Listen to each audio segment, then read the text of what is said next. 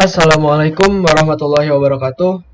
Izin memperkenalkan diri, nama saya Dimas Ardian, NIM 333219060 dari Teknik Elektro Universitas Sultan Agung Tirtayasa. Di sini saya akan sedikit menjelaskan mengenai unit 6 di dalam praktikum rangkaian listrik, yaitu tentang teorema Thevenin dan teorema Norton. Untuk memperlancar saya menjelaskan dan mengenalkan step-step dalam melakukan praktikum ini, saya dibantu oleh modul rangkaian listrik yang sudah disiapkan oleh asisten laboratorium. Jadi di dalam unit 6 ini terdapat dua prosedur percobaan, yaitu percobaan teorema Thevenin dan teorema Norton. Lalu di dalam teorema Thevenin ini terdapat dua cara. Cara yang pertama yaitu menggunakan rangkaian campuran, terdapat seri dan paralel di sini. Lalu di cara kedua ada menggunakan rangkaian seri. Langsung saja kita mulai di percobaan pertama mengenai teorema Thevenin. Mari kita bikin rangkaiannya sesuai dengan gambar 6.3 ini. Saya menggunakan aplikasi Livewire untuk melakukan praktikumnya. Lalu di sini saya menggunakan DC voltage source sebagai sumber arusnya, dan saya bikin arusnya itu 15 volt agar sesuai dengan modulnya, dan menggunakan 4 resistor yang dipasang secara seri dan paralel.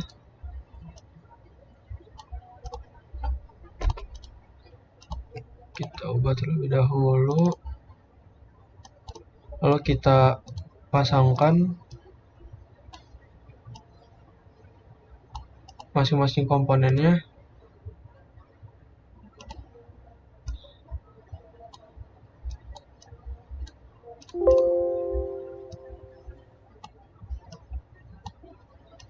Nah, setelah semua komponen terhubung, selanjutnya kita harus mengukur arus pada rangkaian.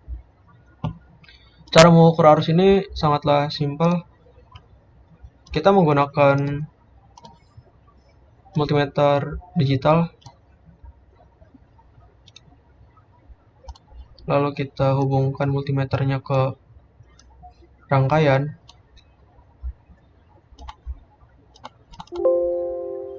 Di sini kita rubah terlebih dahulu ke 4,7 kilo ohm resistornya.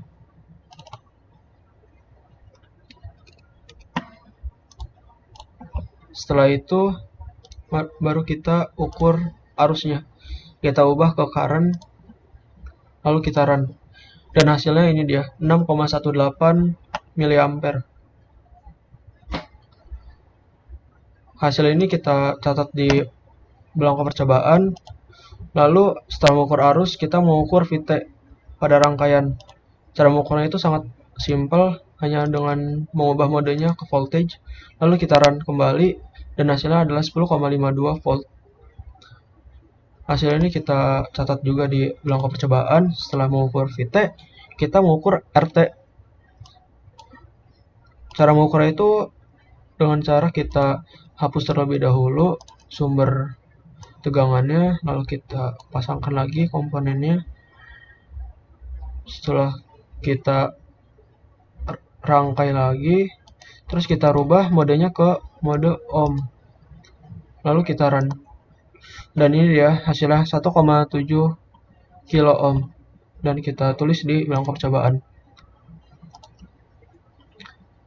Setelah kita mengukur arus, mengukur VT, mengukur RT pada rangkaian,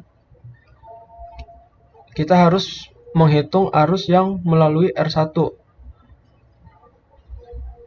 Jadi R1 ini terdapat di percabangan CD. Jadi kita bikin lagi resistor yang baru. Resistor ini berfungsi untuk menggambarkan R1, R2, R3, R4. Dan nilai R1 sampai R4 ini berbeda-beda.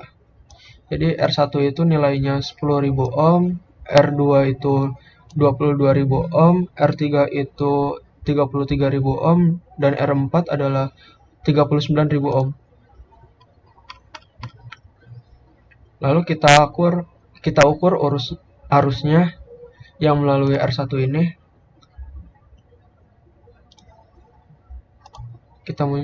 Kita pakai kembali DC voltage source-nya. Kita atur ke 15 volt. Oh, salah. Sudah 15 volt. Kita hubungkan kembali ke rangkaiannya. Lalu kita ubah R1-nya menjadi 10 kilo ohm. Dan ini kita ubah modenya ke current. Kita running. Dan ini hasilnya 899,24 mikroampere. Setelah itu kita catat di belangko percobaan. Lalu untuk R2-nya kita rubah ke 22 kilo ohm dan hasilnya adalah 443 mikroampere. Setelah itu kita tulis lagi hasilnya di belangko percobaan. Lalu lanjut ke R3, 33 kilo ohm. Dan hasilnya adalah 303,24 mikroampere.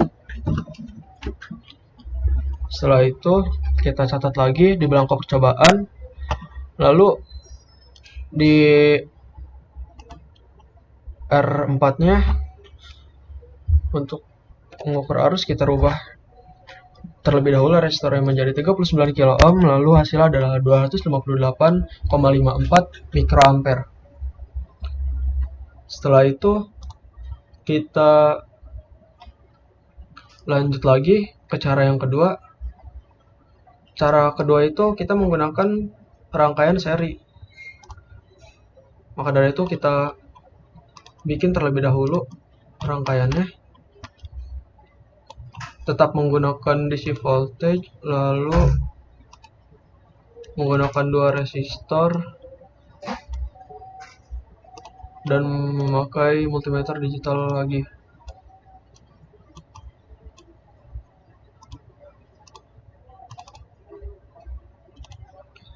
Setelah kita menggunakan komponen-komponennya, kita masukin ke aplikasinya.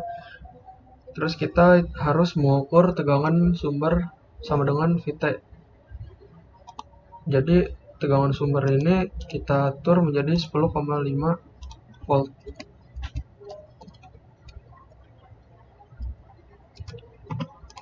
Setelah itu kita pasangkan, kita hubungkan rangkaiannya.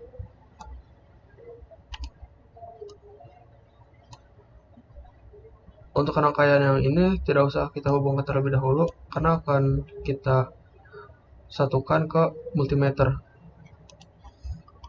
Lalu setelah kita mengatur tegangan sumbernya, kita memasang RT seri dengan VT. Sudah ya. Jadi ini RT-nya. Lalu RT ini sama dengan RN. Jadi di sini kita bikin 1,7 kilo ohm, dan untuk resistor yang di sini ini di sebelah kanan bawah ini adalah resistor untuk R1, R2, R3 dan R4. Jadi kita ubah dulu agar menjadi 10 kilo ohm. Lalu kita hubungkan ke multimeternya. Lalu multimeternya kita rubah ke current modenya. Setelah itu kita run. Dan hasilnya adalah 897,45 mikroampere. Hasil ini kita masukkan ke belangko percobaan. Lalu setelah itu untuk mengetahui arus di R2-nya, kita rubah resistornya menjadi 22 kilo ohm. Lalu hasilnya adalah 443,05 mikroampere. Kita catat lagi di belangko percobaan. Setelah itu untuk mengetahui R3-nya, kita rubah ke 33 kilo ohm, dan arus yang melalui R3 adalah 302,61 mikroampere. Dan jangan lupa kita catat hasilnya di belangko percobaan. Lalu yang keempat, untuk mengukur arus di R4, kita ubah ke 39 kilo ohm dan hasilnya adalah 258 mikroampere. Setelah kita melakukan uji coba di teorema Thevenin, kita lanjut ke teorema Norton. Teorema Norton ini menggunakan arus yang berbeda dengan teorema Thevenin. Di sini memakai arus AC. Jadi kita buat lagi arus rangkaiannya menggunakan current source. Lalu resistornya yang terpasang secara paralel. Lalu tidak lupa digital multimeternya. Kita lihat lagi di modulnya. Di sini sumber arusnya itu sama dengan IN. IN ini sumber yang sudah kita ukur pada saat di percobaan teorema Thevenin tadi. Dan sumber IN ini nilainya adalah 6,18 miliampere. Lalu kita memasang Rn yang nilainya itu sama dengan seperti RT. Setelah itu R1 ini, R ini sebagai R1, R2, R3, dan R4. Jadi kita rubah terlebih dahulu ya. Ini menjadi 6,18, lalu satuannya dirubah ke miliampere. Lanjut ke resistornya 1,7 kilo ohm. Lalu kita rangkai. Setelah itu untuk mengukur arus yang lewat ke R1, R2, R3, R4 di resistor ini, kita sambungkan ke multimeter. Lalu kita rubah untuk mengukur R1 terlebih dahulu, dan modenya tidak lupa kita ubah ke current, dan kita rubah juga arusnya menjadi arus AC. Lalu kita run, dan ini dia nilainya 897,96 mikroampere, dan kita tulis ke belangko percobaan. Lalu untuk mengukur arus pada R2, kita rubah ke 22 kilo ohm, dan hasilnya adalah 443,31 mikroampere. Lalu kita tulis lagi nilai ini di belangko percobaan. Setelah itu kita rubah lagi ke 33 kilo ohm untuk mengetahui arus listrik yang melalui R3, dan hasilnya adalah 302,78 mikroampere. Hasilnya kita tulis di belangko percobaan.